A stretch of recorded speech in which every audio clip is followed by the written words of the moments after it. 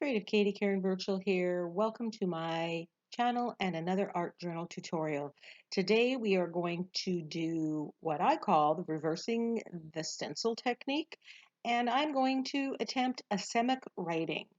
So when I reverse the stencil, there's lots of ways you can do that, but one of my favorite ways is to start with a black background, and I'm putting a coat of black gesso on this page. I've taped off the coil and I'm just putting a coat of black gesso there.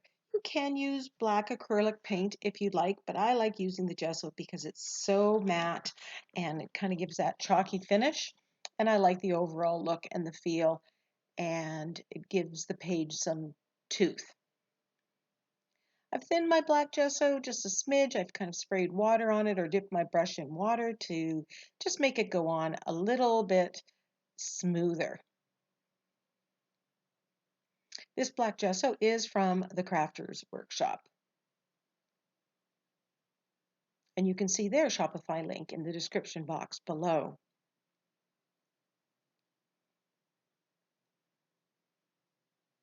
I just had a plastic cutting board in there to keep it from going over the edges.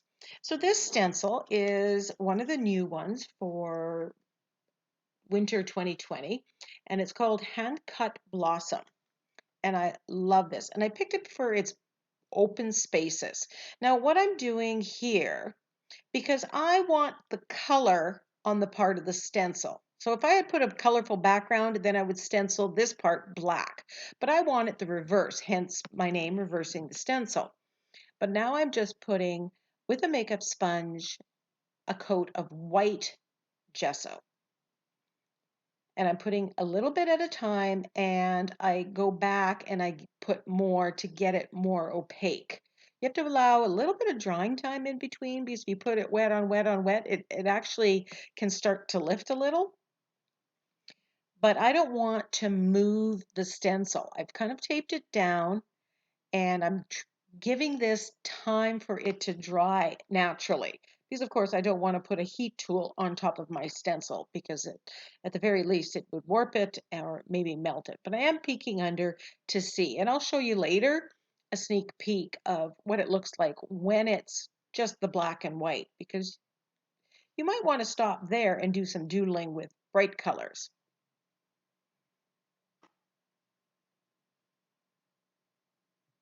So my goal here in reversing the stencil is, in these cutout parts, I want all the color.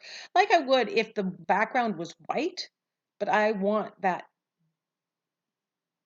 contrast. I want that drama of the black with these bold colors.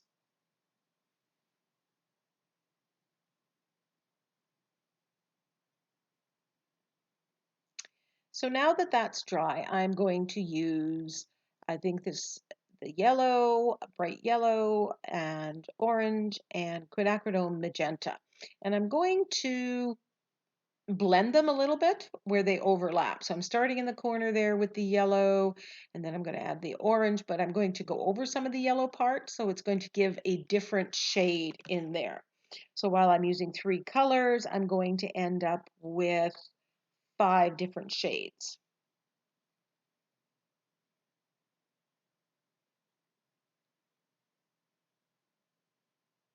If you're picking a stencil to doing this with, you really do want a stencil that has a little bigger spaces like this one.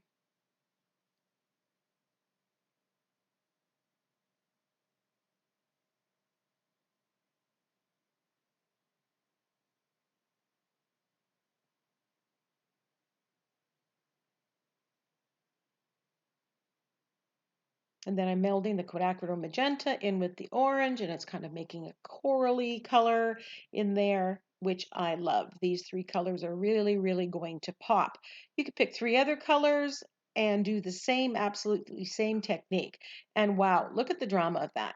Now there's a little bit of white around the edges, and actually I love that look. And it goes really well with this stencil, which is, it's meant to look like it's hand cut and more rustic looking.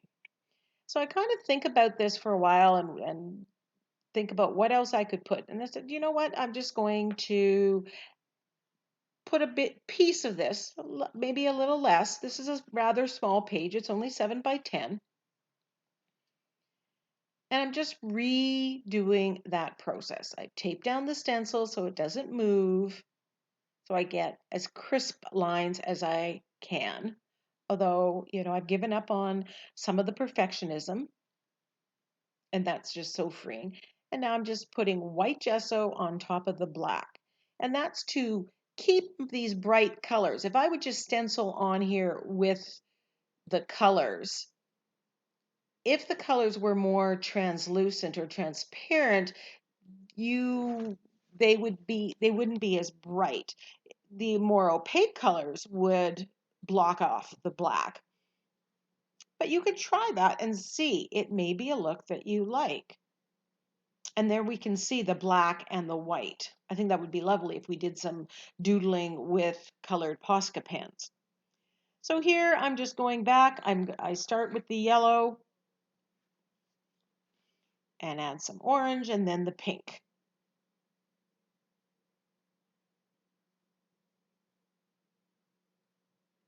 Now, because it's gesso and it has tooth, it has some textural element, not a lot, but there is a little bit of texture there, which adds to the overall end piece.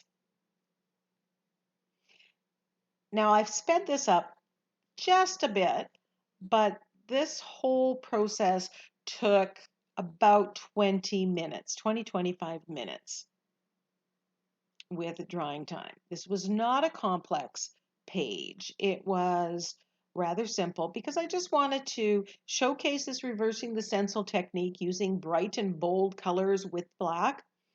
And I wanted to try this Asemic writing.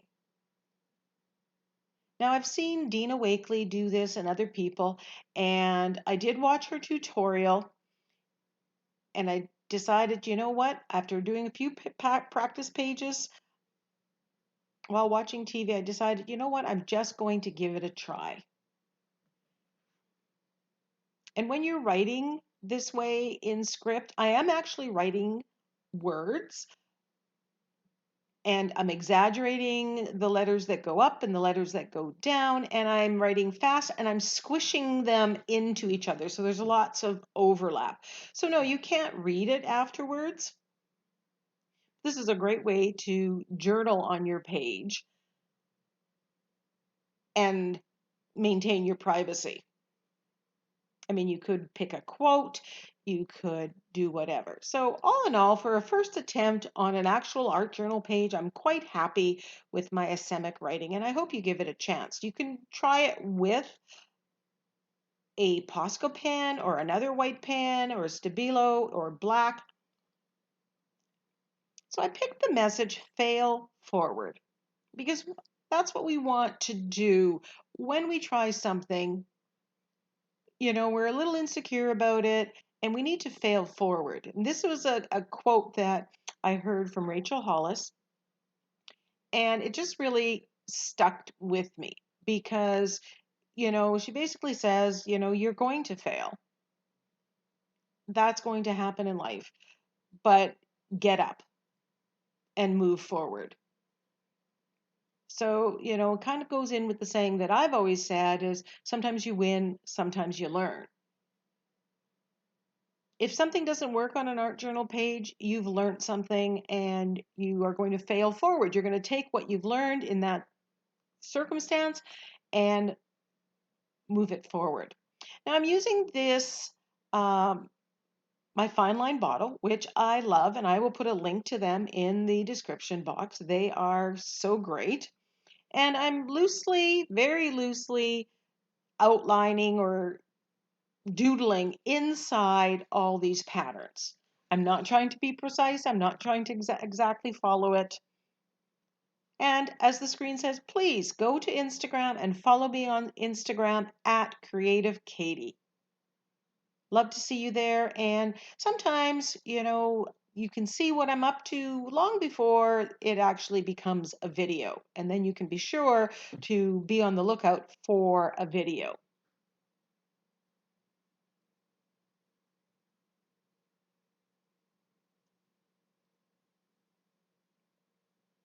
I wasn't sure about putting this doodling in here.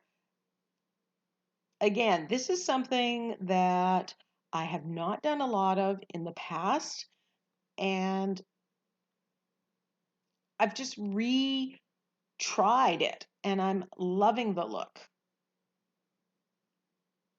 So you're getting a lot of contrast with the black background, the bold colors, and the white. It's a marriage made in heaven, let me tell you. So I hope you give both the reversing the stencil technique and the Asemic writing a try. Now removing that, and you can see the nice clean edge I have here. And I'm taking the fine line bottle again and just going to outline it with white just to finish it off.